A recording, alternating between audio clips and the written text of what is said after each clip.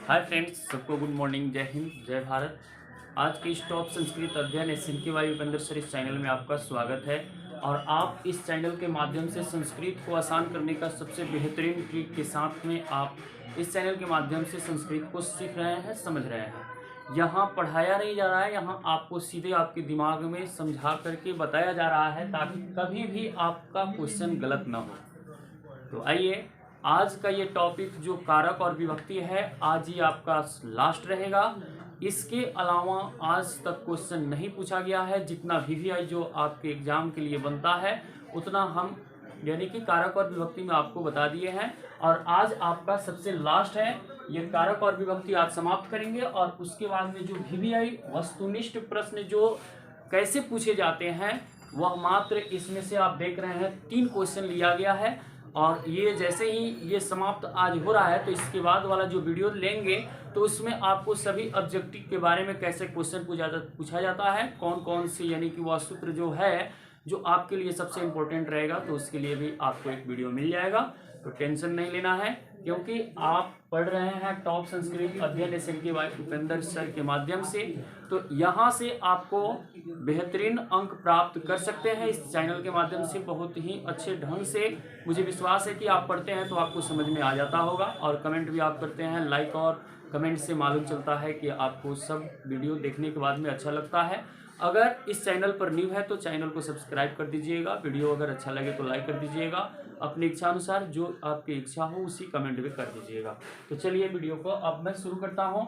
देखिए, ये आज का ये जो सब्जेक्ट है संस्कृत व्याकरण, आज यानी कि कारक और विभक्ति, जिसको हम सप्तमी विभक्ति के नाम से जानते हैं ना, तो ये आपका क्लास सबसे आज लास्ट का रहेगा।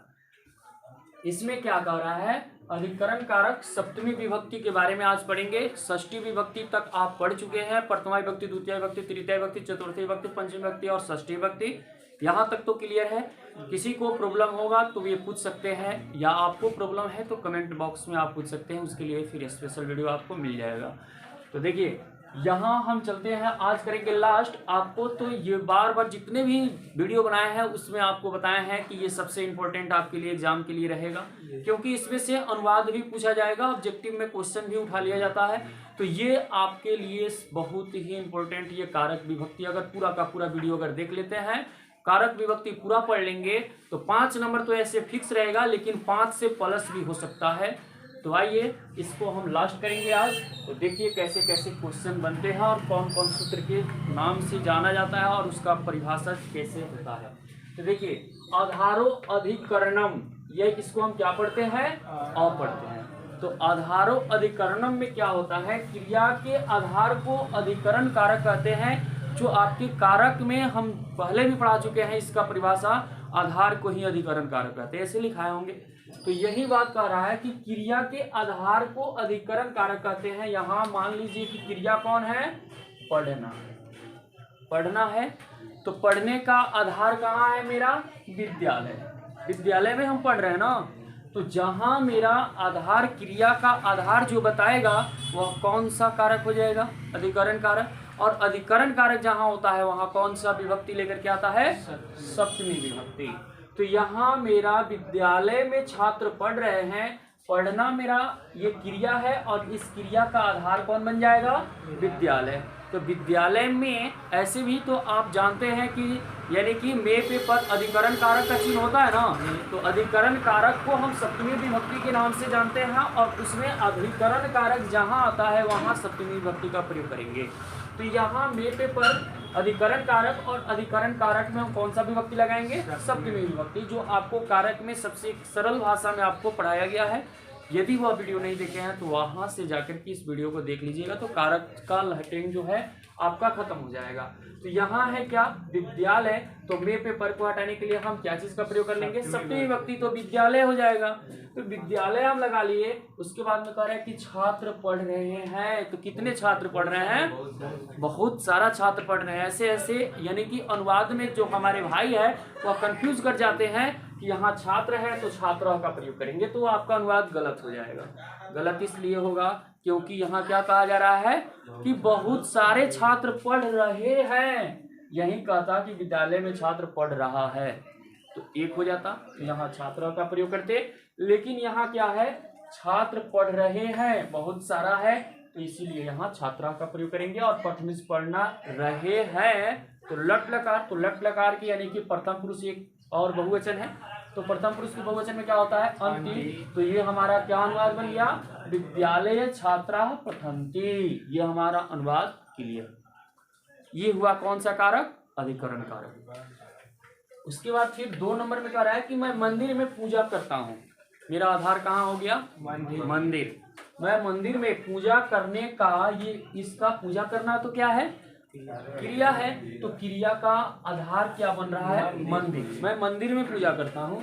या मे पेपर से भी आप पहचान कर सकते हैं कि इसमें अधिकरण कारक है। तो जहां भी मे पेपर आपको मिल जाए या क्रिया का आधार कोई अगर मिल रहा है तो उसको हम कहेंगे अधिकरण कारक, और अधिकरण कारक को देखते ही उसमें सप्तमी विभक्ति का प्रयोग कर लेंगे। तो यहाँ है मैं के लिए अहम का प्रयोग करेंगे, मंदिर के लिए मंदिर में तो मंदिरे हो जाएगा सप्तमी विभक्ति। उसके बाद अर्च मीन्स पूजा करना होता है, तो यहाँ उत्तम पुरुष एक वचन, तो क्या हो जाएगा, अर्चामी हो जाएगा। कोई दिक्कत। फिर देखिए आगे बढ़ते हैं। फिर कह रहा है कि सप्तम्य अधिकरणे, यानी कि सप्तमी विभक्ति के बारे में अब जानेंगे। कह रहा है अधिकरण कारक में कौन सा विभक्ति, सप्तमी विभक्ति, जो आपको कारक में भी पहले बता दिया गया है कि अधिकरण कारक में कौन सा विभक्ति होता है, सप्तमी विभक्ति। तो फिर यहाँ भी हम पढ़ रहे हैं कि अधिकरण कारक में कौन सा विभक्ति होता है, सप्तमी विभक्ति। तो यहाँ आप समझे कि जहाँ अधिकरण कारक का बात आएगा वहां कौन सा विभक्ति का प्रयोग करेंगे, सप्तमी विभक्ति। जैसे मैं कह रहे हैं कि पेड़ पर कौवा है, पेड़ पर कौवा है, तो यहाँ क्या करें कि वृक्ष पर, तो पर में पे पर अधिकरण कारक का चिन्ह, तो अधिकरण कारक को हटाने के लिए सप्तमी विभक्ति का प्रयोग करेंगे, क्योंकि यहाँ क्या बोल रहा है, अधिकरण कारक में कौन विभक्ति, सप्तमी विभक्ति। तो वृक्ष हो जाएगा सप्तमी विभक्ति। उसके बाद में कौआ का क्या हो जाएगा, कौआ का मीन्स होता है कौआ, और उसके बाद में अस मीन्स होना, कोई क्रिया नहीं मिला तो हम क्या चीज के ऊपर, अस मीन्स होना का धातु रूप यानी कि अस्थि का प्रयोग कर देंगे। अस्थि का प्रयोग क्यों हुआ, क्योंकि कौआ यानी कि कितने कौए, एक, तो एक है, तो इसीलिए यहाँ हम अस्थि का प्रयोग करेंगे। एक चीज और सबसे इंपॉर्टेंट चीज आप समझ लीजिए, कहाँ है 2 जगह आपको देखने को मिलता है, एक वचन और एक बहुवचन। जहां आपको समझ में नहीं आएगा कि ये बहुवचन है कि एक वचन, तो यहाँ है के ऊपर, ये बूंदा के ऊपर ध्यान दीजिएगा। ये कहीं किताब पलट करके देखिएगा, जहां भी बहुवचन जब हो जाता है तो है के ऊपर यह बूंदा मिलता है। एक वचन कहीं भी रहेगा वहां बूंदा आपको नहीं देखने को मिलेगा। तो इससे भी आप पहचान कर सकते हैं। ये सबसे बेस्ट तरीका ये बहुवचन चुनने के लिए आपको मिलेगा। जहां भी देखिएगा ऊपर है के ऊपर बूंदा अगर मिल जाएगा तो समझिएगा कि वो अनुवाद कहाँ जा रहा है, बहुवचन में। जैसे में यहाँ है, यहाँ कौवा यानी कि ऊपर अनुस्वार यानी कि बूंदा नहीं है, तो जिसके कारण से ये ऐसे भी आप समझ सकते हैं कि यह कौन सा वचन है, तो एक वचन है। फिर उसके बाद देखिए, वृक्ष पर बंदर कूद रहे थे। क्या कर रहे थे, कूद रहे थे। कितने बंदर है, बहुत सारा बंदर कूद रहे थे। एक बंदर को कहा जाता तो यहाँ हम क्या करते, कूद रहा था कहा देता। तो यहाँ तो बहुवचन है, तो यहाँ कूदने का यानी कि इसका आधार कहाँ है, वृक्ष है। तो वृक्ष पर, तो वृक्ष पर को हटाने के लिए हम क्या चीज का प्रयोग, सप्तमी विभक्ति का प्रयोग कर देंगे। तो क्या बन जाएगा, वृक्ष वानर, कितने बंदर, बहुत सारा। तो यहाँ क्या हो जाएगा, वानरा। वानरा मीन्स क्या होता है, बंदर। लेकिन यहाँ बहुवचन में है तो क्या हो जाएगा, वानरा। बालको, बालकौ, बालका। बालका मीन्स एक बालक, बालकौ मीन्स 2 बालक, और बालका मीन्स बहुत सारा बालक। तो यहाँ हो जाएगा वानरा मीन्स एक बंदर, वानरा मीन्स 2 बंदर, और वानरा मीन्स बहुत सारा बंदर। कूद मीन्स होता है कूदना, लेकिन यहाँ क्या देख रहे हैं, रहा था, रही थी, रहे थे। जब भी मिल जाता है तो उसको सबसे पहले हम अस्मा व्यय का प्रयोग में बनाने के लिए हम क्या करते हैं, सबसे पहले उसको लट लकार में अनुवाद को बनाएंगे, उसके बाद में अस्मा जोड़ देंगे। तो यहाँ सबसे पहले अगर लट लकार में जाएंगे तो ये तो प्रथम पुरुष और बहुवचन है, तो प्रथम पुरुष के बहुवचन में अंति होता है तो अंति का प्रयोग कर देंगे, उसके साथ में हम लास्ट में क्या लगा देंगे, अस्म अव्यय का प्रयोग कर देंगे। क्यों? क्योंकि यहाँ रहा था, रही थी, रहे थे, इसको तो दर्शाना ना होगा, तो इस चीज को कौन दर्शाएगा, अस्म अव्यय दर्शाएगा कि यहाँ रहा था, रही थी का बात किया जा रहा है। तो ये रहा कौन, ये भी आपको समझ में आया। दो सूत्र आप पढ़ लिए और यहाँ फिर देख रहे हैं क्या, निर्धारण्य षष्ठी, जो इसके ऊपर भी आप VVI लिख लीजिएगा। यहाँ से अनुवाद पूछा जाता है, कितना बार रिपीट किया गया है कि कालिदास कवियों में श्रेष्ठ थे या गंगा हिमालय से निकलती है, ऐसे ऐसे अनुवाद जो पूछे जाते हैं।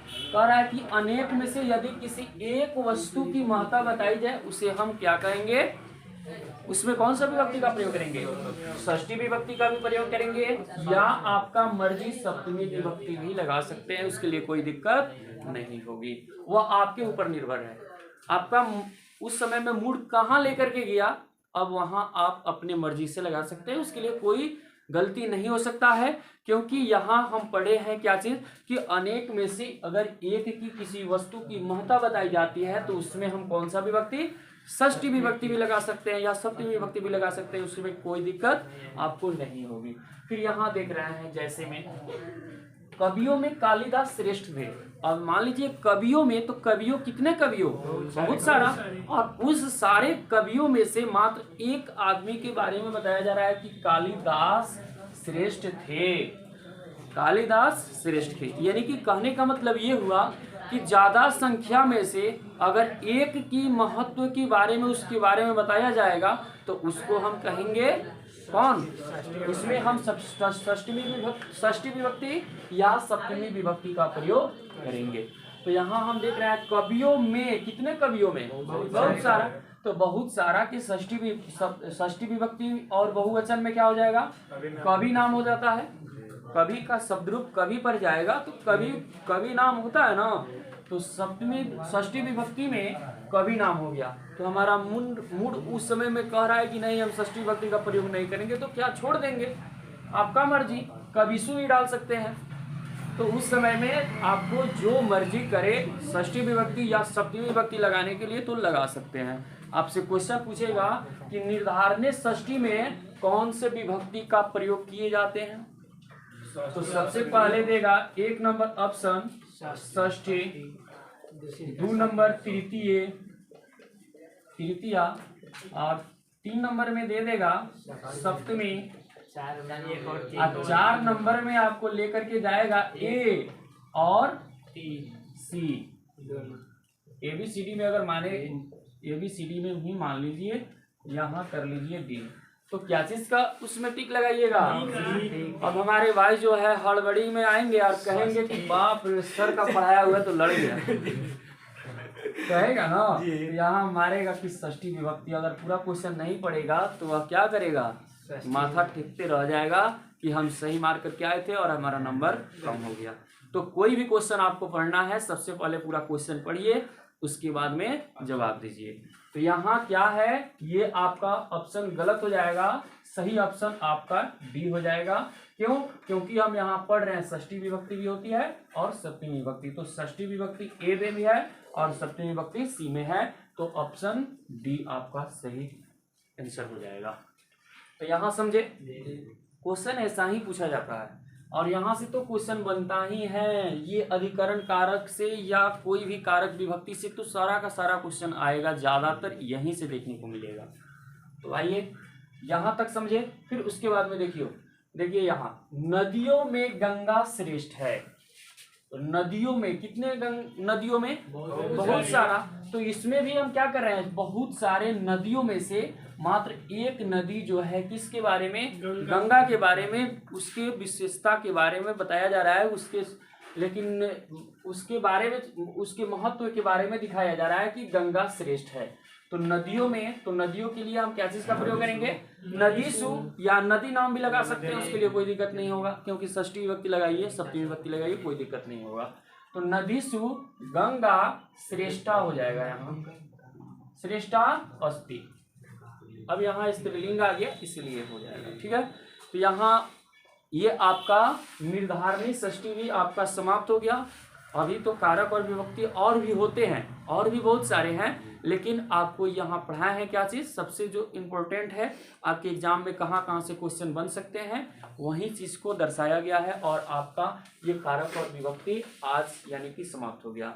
फिर देखिए, आइए थोड़ा वस्तुनिष्ठ प्रश्न के ऊपर कैसे पूछे जाते हैं देखेंगे। प्रश्न कह रहा है कि पिता पुत्रेण स ग्रामम गच्छति, इस वाक्य में किस सूत्र से तृतीया विभक्ति हुआ है। क्वेश्चन का पैटर्न सेम यही रहेगा, ऐसा ही क्वेश्चन पूछा जाएगा। एक अनुवाद दे देगा और उसके बारे में पूछेगा कि इस वाक्य में किस सूत्र से तृतीया विभक्ति, कौन सा सूत्र इसमें लगाने की वजह से तृतीया विभक्ति का प्रयोग हुआ। तो सबसे पहले क्या कर रहा है, करने तृतीया, ऑप्शन 2 नंबर में कह रहा है कि सयुक्त अप्रधाने, ऑप्शन 3 में कह रहा है एनांग विकार, ऑप्शन 4 में धनार्थी चतुर्थी। तो इसमें आप बताएंगे कि कौन सा आंसर जो है आपका सही हो जाएगा। सहयुक्त अप्रधाने। इसमें एक ट्रिक भी आपको दिए थे कि यहाँ देखेंगे अनुवाद में अगर सह मिल जाएगा, सबसे पहले उस सह अगर देख रहे हैं कि सह मिल जाएगा तो उसके पीछे वाला शब्द में तृतीय विभक्ति होना चाहिए। तो यहाँ हम देख रहे हैं कि सह मिल ही गया और सह मिलने से पहले क्या है, तृतीय विभक्ति। तो इसमें तो पूछने जानने का कोई बात ही नहीं रह जाएगा, क्योंकि स यहाँ भी पहले हम देख रहे हैं तो स से ये भी शुरू होता है। यह सूत्र भी क्या चीज से शुरू होगा, स से, या सौहार्थिक तृतीया का भी नाम से इसको जाना जाता है। तो ऑप्शन में क्या करेगा कि ये कभी गायब करके सौहार्थिक तृतीया भी दे सकता है, तो उसमें भी सह देखने को मिल जाएगा। सौहार्थे, तो सह मिल जाएगा पहले। तो जहां पहले सह देखने को मिल जाएगा तो उसी को आपको टिक लगा करके आना है। तो इसमें आंसर कहीं कौन हो जाएगा, तो सहयुक्त अप्रधाने आपका सही जवाब हो जाएगा। फिर उसके बाद देख रहे हैं कि स पादेन खंज में कौन सा सूत्र है, कह रहा है कि इसमें कौन सा सूत्र है। तो इसमें ऑप्शन है कि इततम भूत लक्षण है। तो इततम भूत लक्षण में आपको बहुत बार रिपीट करके समझाए हैं कि इसमें क्या चीज के बारे में होता है, किसी के लक्षण को देख करके उसको पहचानते हैं तो इततम भूत लक्षण है उसको कहेंगे। तो ये तो यहाँ किसी के लक्षण से पहचाना नहीं जा रहा है। फिर उसके बाद में देख रहे हैं तो साधकतम करणम, तो ये भी सूत्र क्या करता है, ये तृतीया विभक्ति का ही है, लेकिन ये नहीं है, इसमें सहायता करता है। तो इसमें तो सहायता कर नहीं रहा है। फिर उसके बाद में आगे बढ़ रहे हैं सौहार्थे तृतीया। यह आपका क्या कर रहा है कि स वाला तो कोई अनुवाद है नहीं, स तो मिल नहीं रहा है। तो स जब नहीं मिल रहा है तो एनांग विकार, एनांग अंग विकार, यहाँ से आपको ट्रिक के माध्यम से दिए हुए थे कि यहाँ अंग मिल रहा है ना, तो यहाँ हमारे शरीर में क्या है, कमी है, खंज है, वह लंगड़ है। खंजा मीन्स क्या होता है, लंगड़। तो वह पैर से लंगड़ है। इसमें हम क्या चीज कर रहे हैं, हम देख रहे हैं कि हमारे शरीर में कमी है। तो आपको बताया थे कि अब यदि ये कि स्वच्छ शरीर के साथ में अगर उसमें किसी भी प्रकार की अगर कमी आपको दिख जाए तो उसमें हम कौन सा विभक्ति का प्रयोग करते हैं, वह सूत्र जो हो जाएगा उसका प्रयोग हम एनांग विकार के ऊपर हम करेंगे। तो एनांग विकार हो जाएगा। और एनांग विकार में कौन सा विभक्ति होती है, तो तृतीया विभक्ति, यानी कि वह खंज है, लंगड़ है, लंगड़ से पहले तृतीया विभक्ति। फिर आगे देखते हैं। उसके बाद में यहाँ 3 नंबर में कह रहा है कि हिमालयात गंगा प्रभवती। यहाँ हिमालयात पद में पंचमी विभक्ति किस सूत्र से हुई है, तो कौन से सूत्र से हुई है। तो आपको ये भी बताए थे कि जहां से कोई वस्तु उत्पन्न हो, तो यहाँ मान लीजिए हिमालय है, तो हिमालय से क्या हो रहा है, गंगा का उत्पत्ति, गंगा की उत्पत्ति हो रही है। तो जब भी जिस वाक्य में यानी कि कहीं से अगर कोई चीज उत्पन्न होती है तो वह कौन सा सूत्र का वह मालिक बन जाता है, तो भूय प्रभवश्च। ये इसमें कहता है कि कोई वस्तु जो है कहीं किसी जगह से उत्पन्न होती है, या कोई जगह से कुछ भी अगर उत्पन्न हो जाए तो उसको हम कौन सा सूत्र कहेंगे, तो भूय प्रभवश्च। तो यहाँ क्या करा है, हिमालय से गंगा निकलती है, वो निकलने का उत्पत्ति कहाँ है, हिमालय। तो जब भी जिस वाक्य में अगर कोई वस्तु जो है कहीं से उत्पन्न अगर हो जाए तो उसमें हम कौन सा विभक्ति का प्रयोग करेंगे? पंचमी विभक्ति का उसमें प्रयोग करेंगे। वह सूत्र का नाम हो जाएगा भुवः प्रभवश्च। तो यहाँ तक आप समझे। कारक और विभक्ति में आपको किसी भी कहीं भी अगर आपको दिक्कत होगा तो आप पूछ सकते हैं। कहीं दिक्कत है आप लोग को भी, अगर कहीं दिक्कत होगा तो आप लोग कमेंट करके और पूछ सकते हैं। तो ये रहा आज का वीडियो, ये कारक और विभक्ति से। कारक और विभक्ति मुझे विश्वास है कि आपको समझ में आया होगा। अगर समझ में आ गया होगा, अच्छा लग रहा होगा तो वीडियो को लाइक कर दीजिएगा, कमेंट कर दीजिएगा। फिर मिलते हैं नेक्स्ट वीडियो के साथ। जय हिंद, जय भारत।